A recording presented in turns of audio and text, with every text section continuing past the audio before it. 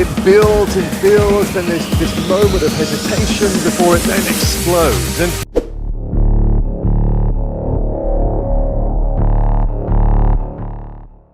I was just listening there to a rather wonderful track by John Hopkins called Emerald Rush.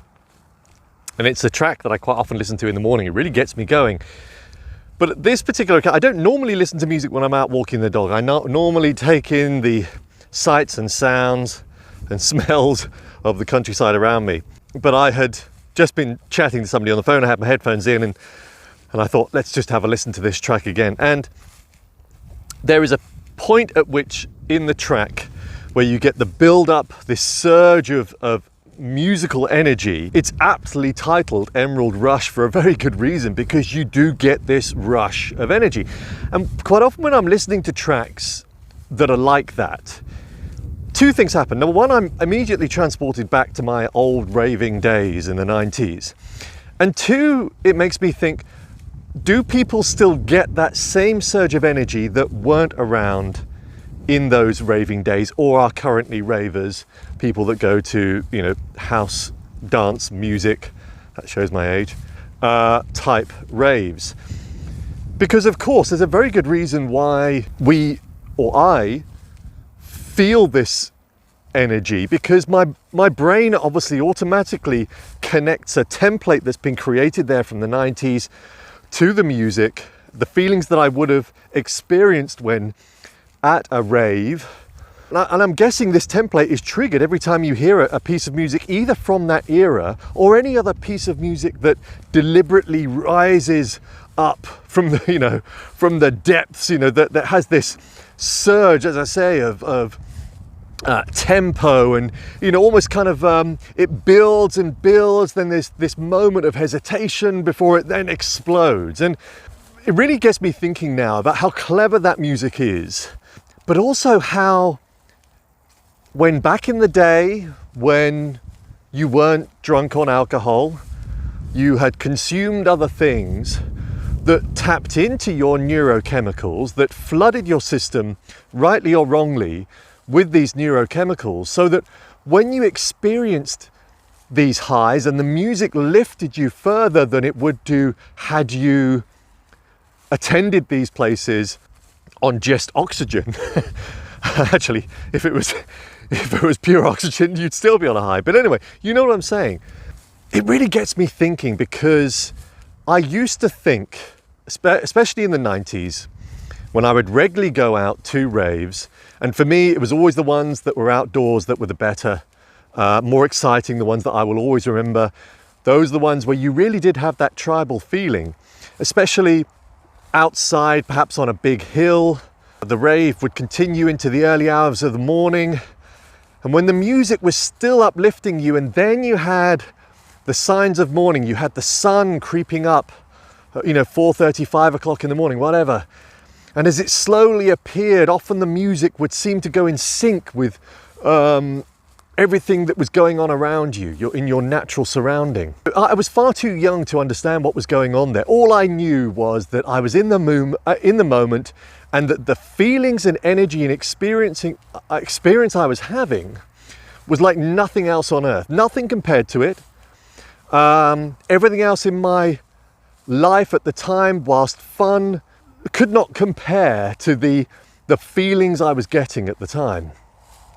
And even back then, knowing that I was doing it so much, and years afterwards, I always felt that I was going to pay for all that experience later on in life. In other words, you're living in the moment now, that's great. You're experiencing all of this, that's great. But surely there's going to be a negative impact on your life later on. And now I think differently. I actually think that experience was hugely positive.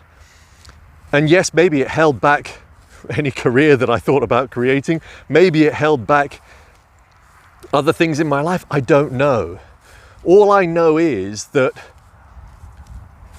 experience was like nothing I've ever experienced since. There was a reason why after that I then sought, when I gave up those times, I then sought, subconsciously I sought other methods of creating an adrenaline, cortisol, or whatever fueled high. So I started riding motorbikes, I climbed, I jumped out of aeroplanes, I did bungee jumps, whatever. And I didn't know this at the time, but I guess what I was doing was seeking those same feelings if I could.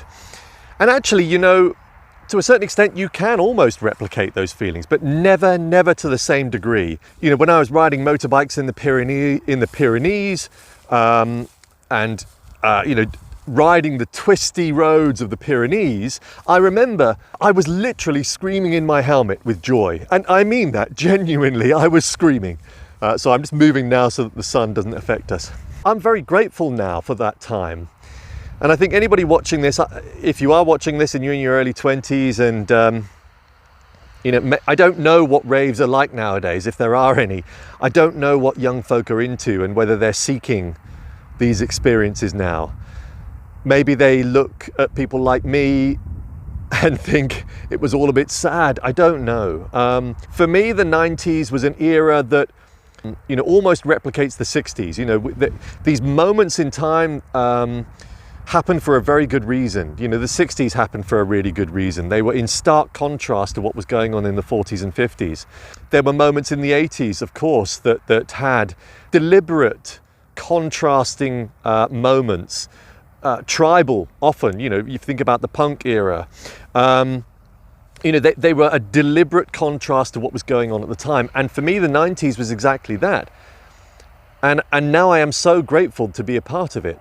And as I say, I don't look back at that now with a negative eye. You know, I always look back thinking I don't regret it and that it was an amazing time, but there was still a subconscious thought, or maybe not subconscious, there was still an element of me that thought, maybe that wasn't such a good thing to do. Now I don't think that. I guess all it does do, though, is it reminds me, when I think about that time, it reminds me of such a beautiful moment that it was, how happy I was at that time. Not that I'm unhappy now, I'm happy and content now, even with all these challenges that I've alluded to in my other videos that are going on. You know, I only have to now listen to music to remind me of those times and to experience, as I say, some of those feelings that I had back then. And I think actually, with the way that I now look at the world and with my understanding, or some understanding that I have around what it means to be human, you know, the energy that's around us, what we're made of, and the methods and ideas that I've come up with to improve my psychology, my mental health, etc. I think in part that past history of mine has something to do with all this.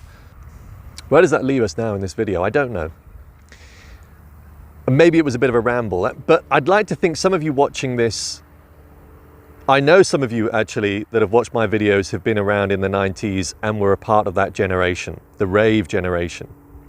And I know that most of you, I'd like to think, probably look back with fond memories of that time. And I hope that you don't look back thinking that it was detrimental to your life. Because if you're still living now, then it couldn't have been. Anyway, Evolution of Dave signing off. Hope that wasn't too much of a ramble. TTFN. Bye for now.